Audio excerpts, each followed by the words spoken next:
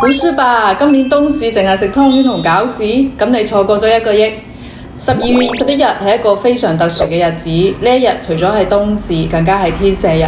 呢種重合喺本世紀僅僅得2次，一次係2002年，另一次就係今年啦。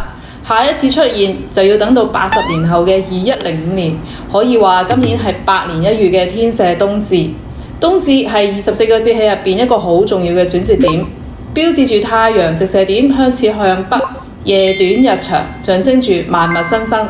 廣東人經常話冬大過年，呢一日我哋一定要一家人好好食餐飯，準備去舊迎新，為新年嘅到嚟祈福許願。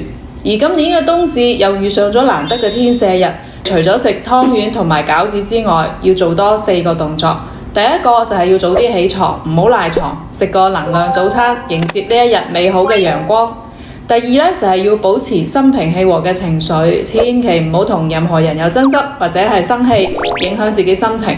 第三，飲食清淡，最重要係同一家人共聚一堂，齊齊整整。